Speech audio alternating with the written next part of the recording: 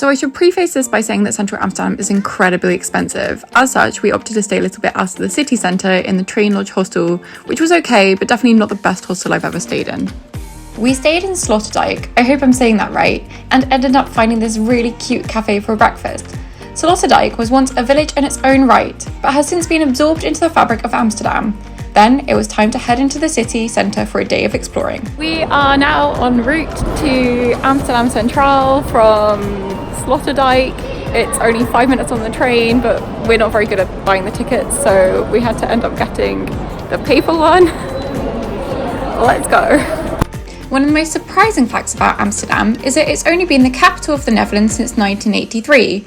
Prior to this, the capital of the country was The Hague, which is today synonymous with politics and of being home to the museum which houses the girl with the pearl earring painting. The Dutch government and parliament remain in The Hague to this day.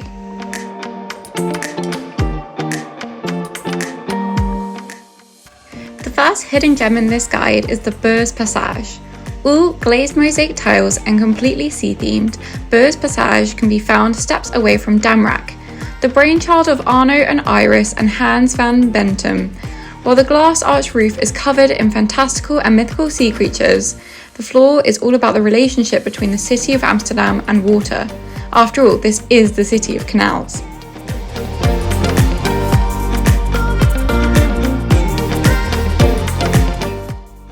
There are numerous souvenir shops all around the city, selling everything from cheese to clogs to flowers, so you won't find a shortage of things to take home with you.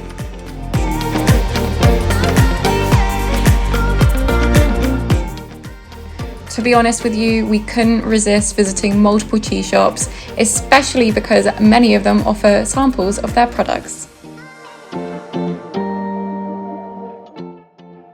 As you may well imagine, one of the main joys of Amsterdam is simply strolling around the cobbled streets and allowing the Dutch capital to reveal itself to you.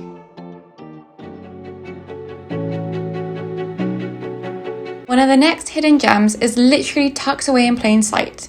Dating all the way back to 1638 and situated on the fringes of the red light district, the tax collector's office was built to collect tax from merchants who were trading in beer, wine, grain and tobacco.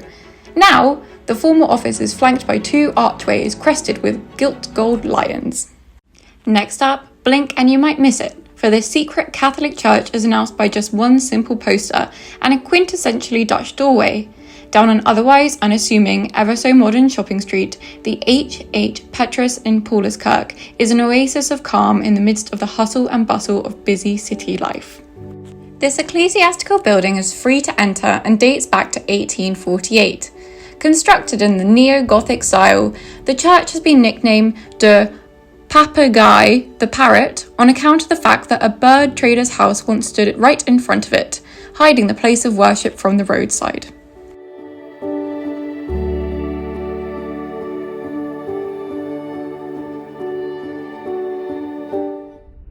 Now you can't go to Amsterdam without trying the food. We went to even more cheese shops and had some fries served with mayo. In the Netherlands, fries are served with mayonnaise as opposed to ketchup. I also was surprised at how many amazing vegan options are available, and there are even more now that it's 2022. Whether it's a rainy day or you want to find a budget and free activity, then it's worth noting that many of the cheese stores, yes, I'm on about the cheese stores again, have not only free tastings in stores, but many of them have small museums on the upper floors, such as this one at Henry Willig. Amsterdam is world renowned for its flowers, tulips in particular. This stems from the Dutch Golden Age, a period spanning the 16th to 18th centuries where Dutch art, science, military and trade all increased. The Dutch Golden Age is a bit of a misnomer because not every aspect of this era was indeed golden. Indeed, the Dutch legacy of slavery and colonialism is a shameful part of Dutch history which the nation is only now coming to terms with. A particular period during this era was tulip mania. The demand for tulips became so high that a single bulb could sell for as much as 10 years' worth of the salary of a skilled craftsman. Please note that the flower market largely consists of bulbs for sale, and so visitors should not go expecting to see lots of beautiful blooms.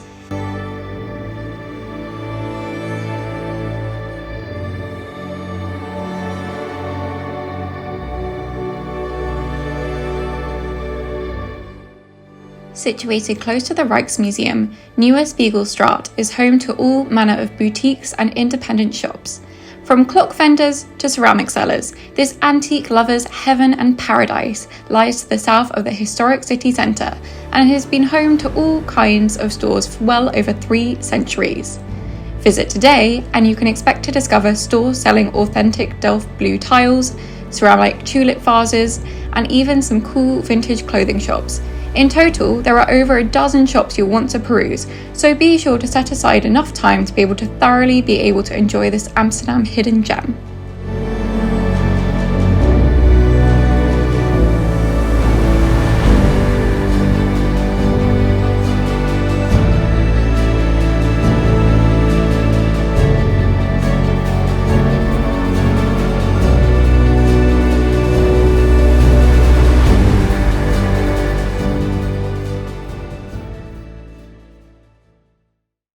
We're currently in a traditional Dutch bar. I'm about to try vegan Bitterballen, which is like these I think it's like a traditional meatball bit dish, but we found a place that does the vegan one, so I'm quite excited about that. We're having some beers and the view is amazing.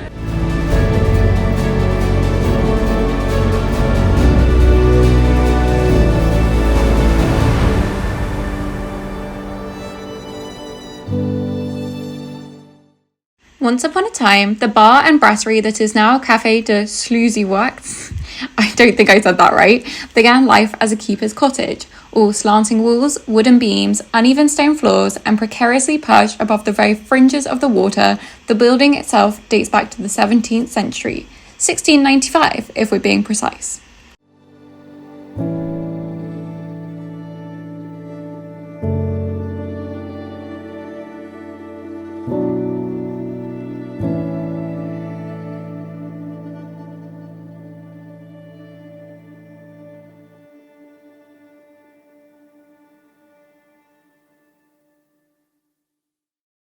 Down a little covered street that's barely visible from the side of the road, Oudemanhuispoort, literal translation, Old Man's House Passage, is a covered walkway which was even once frequented by Van Gogh.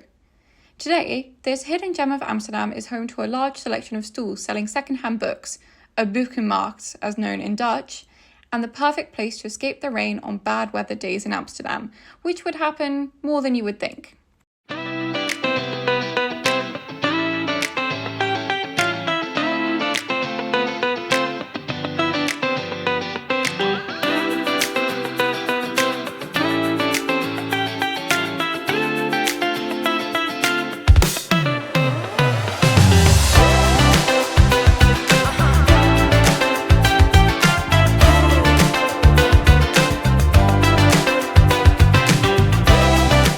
Once upon a time, just under 50 windmills graced the landscape here in Amsterdam. Predominantly used as sawmills, just one 17th century windmill is still in existence today, the Otter Windmill.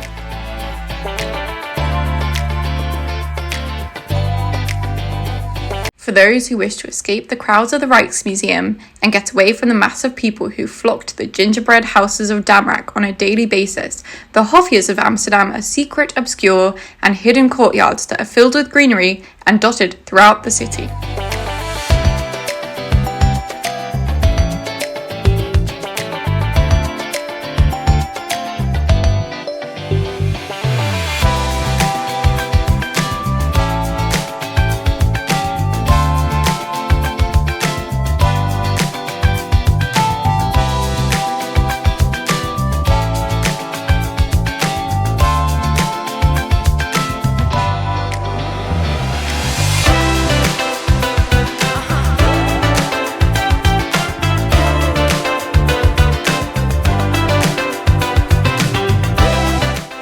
Though not one of the most off-the-beaten-path activities you could do in Amsterdam, you won't regret booking a canal cruise, particularly at sunset, in order to enjoy golden hour in the city and watch day fade to night.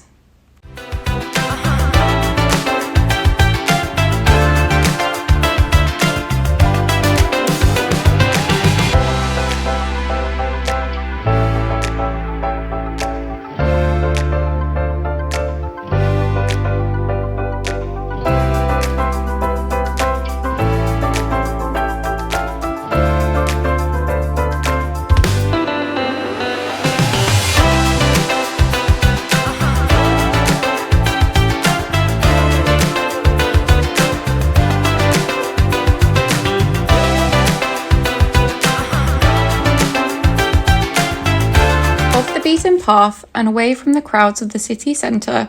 Of all the secret spots in Amsterdam, the Muizenhiuse is easily one of my favourites. The Mouse Mansion is essentially a set of incredibly detailed dollhouse-like rooms created by Carina Sharpman, together with her children. They're so successful that the models have since spawned a set of hugely successful children's books and even a YouTube series. Now you can visit the studio and shop for free and even purchase some supplies to create your own mouse mansion. Last but not least, drink beer in a quintessentially Dutch bar, where broke sailors once traded monkeys in exchange for drinks. In Aepjen can be found on the fringes of the red light district, close to Amsterdam Centraal train station, and is one of the oldest bars in Amsterdam.